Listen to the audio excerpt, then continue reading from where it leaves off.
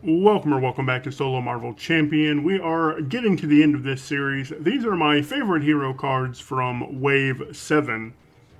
Now we do have a Wave 8, but as of recording this video, we only have 4 of the 6 heroes in that wave, so it'll be a while before I record Wave 8. Let's jump right into Wave 7 with Cable. I really like Cable. He is a ton of fun. 222 stat line is great. His response is great. After Cable defeats a side scheme, ready him. He has some really fun cards. Telekinetic Blast. Deal 6 damage to an enemy. Deal 1 additional to that enemy for each side scheme in the victory display. That is super huge because Cable can take player side schemes from any aspect. So his attacks can get really big. I like a lot about Cable. The favorite card for me, though, is Graymalkin. It generates an energy resource, and after a side scheme is defeated, you get to ready it. So this is a resource that you can use multiple times in a turn. Now, this doesn't care how a side scheme is defeated. Another player could defeat it, an ally could defeat it. It's unlike his response, his printed response, which says he has to defeat it. Graymalkin doesn't care how a side scheme is defeated, so that's a lot of fun. I really like Graymalkin. That is definitely my favorite card in Cable. Next, we'll go to Domino. Domino is also a lot of fun. I do have one video on my channel where I played her really poorly and lost that game.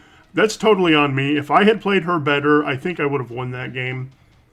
Now, she has a 1-2-3 stat line, which isn't fantastic. It's not terrible. But she has one card which basically increases this 1-2-3 stat line each by 1, 2, or 3, depending on what card is discarded, and that is her probability field. When you use a basic power, discard the top card of your deck, you get +1 to that power for each energy or for each resource icon discarded this way. Of course, anytime you discard a wild, it counts as 2 icons. So if you discard a single resource, let's say you discard a mental, she is now a 2, 3, 4 hero. If you discard a wild, she's a 3, 4, 5, and if you discard Jackpot, she's even better. She's a 4, 5, 6. So she does have a lot of neat cards, but the card I always want to see, my favorite one, is Probability Field. Next, we'll move on to Psylocke. I had a lot of fun playing Psylocke. There are a lot of good cards with her as well, but I really love something that's going to cancel what the villain does. So I'm going with Telepathic Suggestion for my favorite. When you reveal a card from the encounter deck, cancel its when revealed effects. For each Psy Katana you control, choose an enemy and deal 2 damage to it. For each Psy Knife you control, choose a scheme and remove 1 threat from it. So this not only stops the when revealed effect, it also can deal damage and or remove threat. Super fun card. I love to see this in my hand when I'm playing Psylocke. That's my favorite card for Psylocke. Angel is a different beast. He is a form changer just like Wasp and Ant-Man, but he has some really good power going on. Here is his Angel hero form, 2/1/2.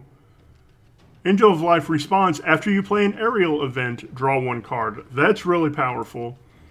On Archangel form, after you play an aerial event, deal damage to an enemy equal to that event's printed cost. That is really powerful too, except you're paying for that with an acceleration icon. So I think all of his events are aerial. We've got Adaptive Plumage, which is aerial. We've got aerial agility, which is aerial. Metamorphosis, that's aerial. So natural flight is aerial. So you're going to be kicking that ability, whether it's his angel form drawing you a card or his archangel form, which is dealing extra damage. You're always going to hit that. Now, one card that I thought I was going to name my favorite is Avian Anatomy. After you spend this card to pay for an aerial event, return that event to your hand after resolving it. That is fantastic. Anytime you can play a card and get it right back, that's a good time. I then went over 2 different cards to decide which was my favorite. One of them was Razor Dive. Deal 6 damage to an enemy. If you are Archangel, this gains Overkill and Piercing. That's a super huge ability. And you're going to want to play this in Archangel anyway, because doing so adds 3 damage to this event. So this could be deal 9 damage to an enemy with Piercing and Overkill. That's huge. The one I ended up going with, though, is Adaptive Plumage. Hero action, attack. If you are Archangel, deal 4 damage to an enemy and stun it.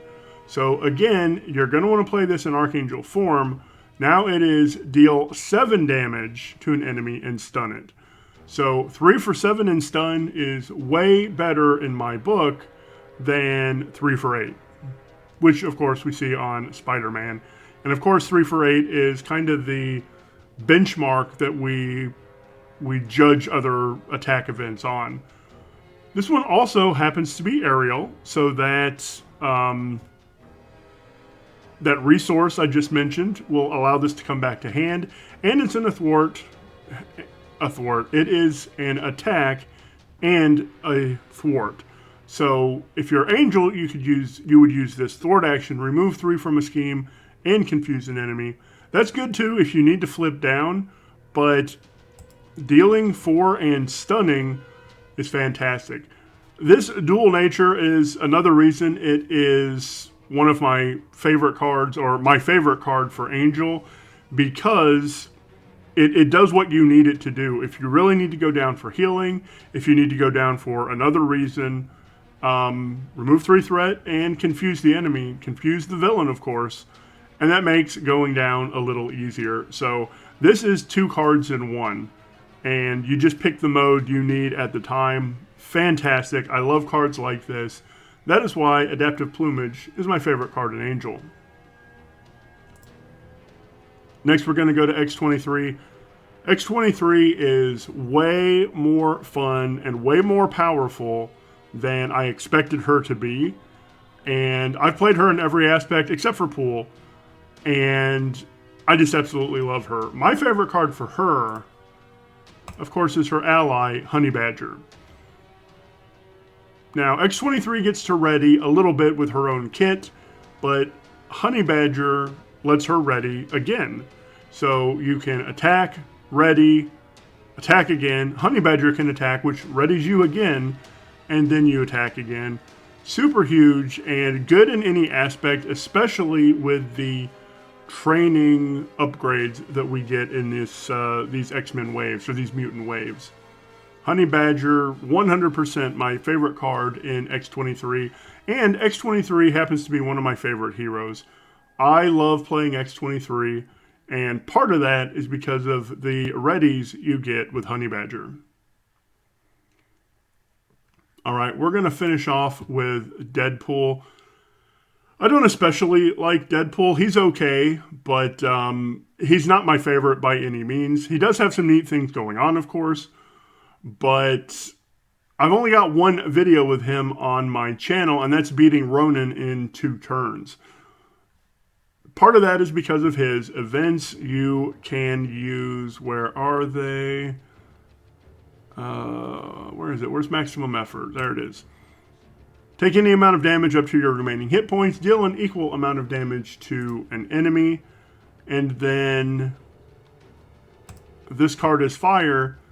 Deal X damage to an enemy. X is the amount of damage you have sustained. Some crazy good combos there with those 2 cards and the symbiote suit. But that is kind of forcing him into one play style. That is the Symbiote Maximum Effort play style. And I haven't really done much else with him, but I'm assuming there is more you can do with him. My favorite card, again, because I like canceling treacheries, etc., is Meta Knowledge. When an encounter card is revealed, cancel all of its effects and discard it. Take 1 damage for each special boost or boost icon. Or I guess they call this boost effect in that card's boost area. Taking a little bit of damage is fine if it's going to cancel a treachery you don't want. So, or a minion that you don't want. This doesn't have to be a treachery. This could be your obligation. So, whatever the case may be, a little bit of damage in exchange for that, I'm 100% fine with. So, those are my favorites from Wave 7, Graymalkin, Probability Field, Telepathic Suggestion, Adaptive Plumage, Honey Badger, and Meta Knowledge. Let me know what your favorite cards are for these heroes. Let me know what your favorite hero in this wave is. So as I said earlier, Wave 8 will be a while. We still have 2 more heroes to come out for that wave, and I want to have some time to play them with multiple aspects before I talk about their favorite cards. I do have an idea for a couple of the heroes in Wave 8 so far, but nothing definitive yet. So thank you so much for watching. I hope you have a marvelous day, and I am going to have one more video in this series before Wave 8. That'll come out next week. Be on the lookout for that.